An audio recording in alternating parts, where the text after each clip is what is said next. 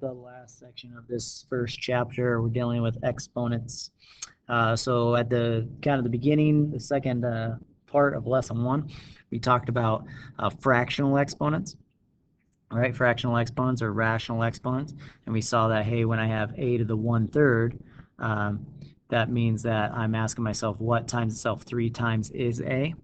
Well, another way to represent that is through square roots or cube roots or some type of root, right? So the bottom is asking how many times do I multiply a number by itself this many times in order to get to a. Well, that is the same thing as the cube root. It's asking the same question. Cube root is asking what times itself 3 times. 3 times is a. That's the same thing as our fractional exponent. So here's some more examples. We went through and then we had a numerator, right? That numerator was the power. So we can write that numerator as a power. So it's a power still on the base. So this one you can go ahead and do number 1 here and do number 2. Follow the examples up here and see if you can do number 1 and do number 2. Okay, so see if you can follow that along and you can go ahead and do that. All right, so when I talk about fractional exponents or rational exponents, we can go from square root form, what we call radical form. Okay, so type of radical.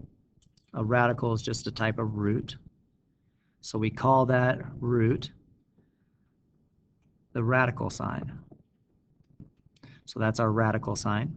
We call this right here, it kind of floats above in between that checker mark. We call that the index or the type of root. That's saying how many times we multiply a number by itself. To get to that number on the inside is called the radicand. So that radicand is what we're trying to get to. And then the numerator is the power, right? So that numerator, what's in here, that is the power. So what's in there is the power. That is our numerator. The index, the type of root, is our denominator. So we can go back and forth from fractional form to root form, or radical form. We can go back and forth between each forms. The base is the index, the type of root. Or sorry, I said base there. The index is the type of root, which is our denominator. The inside of the root is our radicand, and that is our base. So that is our base, and then the power inside there stays the power. So this power stays the power. And so those are all the different forms. And here's kind of what it looks like changing different forms. The base is underneath the root. The numerator stays the power, so power is the power, and then denominator is the type of root or index. And so that kind of how it looks like, what it looks like. And so this is section 1.4, radical exponents, which we already talked about, or rational exponents, sorry. Rational exponents and radicals, and they're kind of going back and forth, meaning the same thing. So our first example, go ahead and highlight, is finding roots. So we can do one of two things. We can solve this problem. The cube root of 125 is asking 3 times itself how many times, or not 3 times itself, what times itself 3 times is 125. Well, that's the same thing as 125 to the 1/3, right?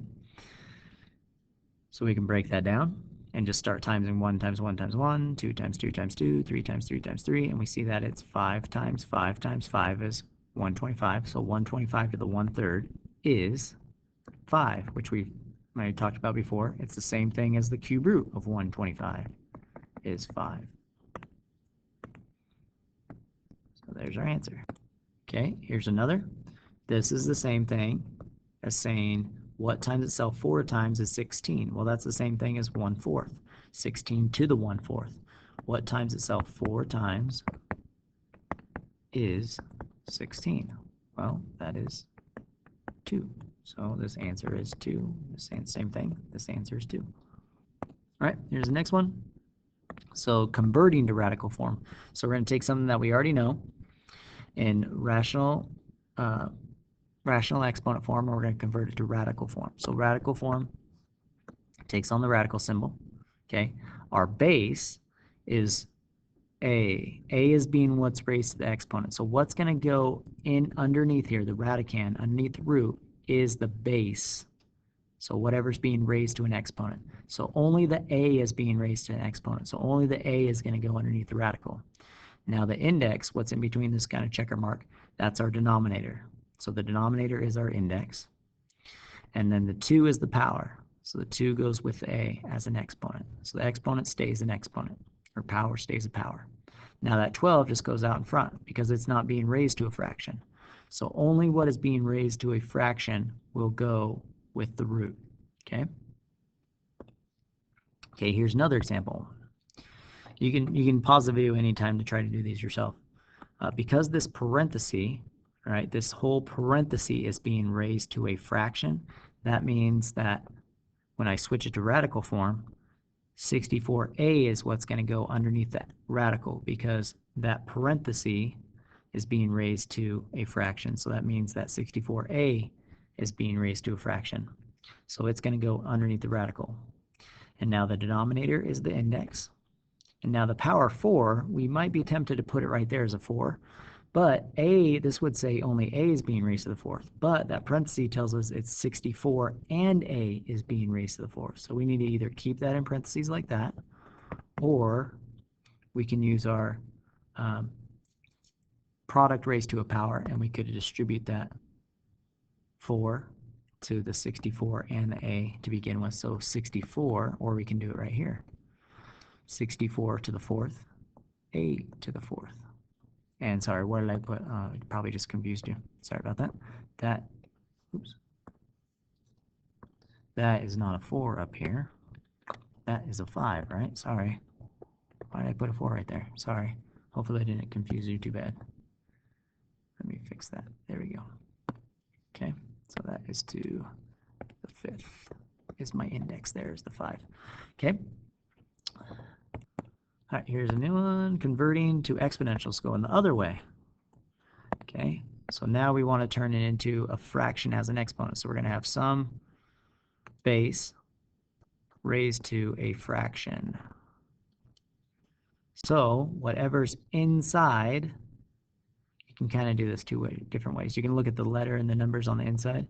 So the letter on the inside is b. Underneath the root, that's going to be our base, b. Now the power stays a power, so that goes to the numerator. So that 3 is going to be in the numerator. And then the index, the type of root, is always what's in the denominator. So this is b raised to the 3/5.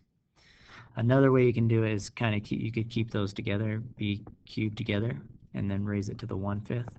And then when we raise powers to powers, you know how we multiply. So 3 times 1/5 is a 3/5. So, but the first way is probably easier for you. Okay, here's another one, a little mix up. So here, what's underneath the radical? 27d to the 5th. Okay, so here's a little bit different from the other one. So 27d to the 5th is underneath that radical. And so the power is 5, but that 5 is only on the d, okay? So that power stays the power, but it's only going to stay on the d. And it's not going to stay on the 27. So the 27 has a power of 1. It has an exponent of 1. So that 1's going to stay with there, which you can't see it. So maybe that's a little confusing. We'll try to work through it. And then the index is 3, so that's our denominator for both of those because they're both underneath that cube root, so they're both going to get a 3. But because only the d is getting the exponent, only on the d will it have a numerator 5, not the 27. Okay. All right, here's another one. So this one's going to be a few minutes. So using radical expressions, so same kind of thing. We want to read through this, see if we can figure out what they're asking for. We can go straight to the question, what is the metabolic rate? So that means we're after a metabolic rate. So we need some formula for metabolic rate. So the metabolic rate of a living organism based on body mass. So somehow we're going to use body mass. Is this formula right here, R is equal to. So they're asking us for metabolic rate, and here we're given a formula. So here's our formula for R is 73.3 times the 4th root of m with a capital cubed. So we need an M. Well, what does M stand for? Let's read through here. M, where do I see an M? I see an R. And calories per day. Body mass, M is mass. So where do they give us a mass? Look through this thing, looking for mass. Oh, mass is 18. So there's my M, 18. And it's a cube root to the fourth. And so we can go ahead and figure out what this is by multiplying. So here I can take 18 and raise it to the third and then find the fourth root of that. Well, that might be kind of hard, a few more steps on our calculator to do, or we can switch that to exponential form. So I keep what's inside the root is my base, 18. 3 is the power, the exponent on the 18, so it stays an exponent, stays the power, and that goes to the numerator. The type of root is my denominator, so I can rewrite it like that, and that is being multiplied by 73.38. So that may be easier to type into your calculator to find your answer. So you type it in a calculator and we get 640.56, and it's measured in, it says right, measured in calories per day. And I don't know if they're letting equal calories. Maybe see. Kilograms per day, calories per day. All right, so that's how many calories per day you would have to do to find your metabolic rate of a dog with body mass of 18 kilograms. There you go.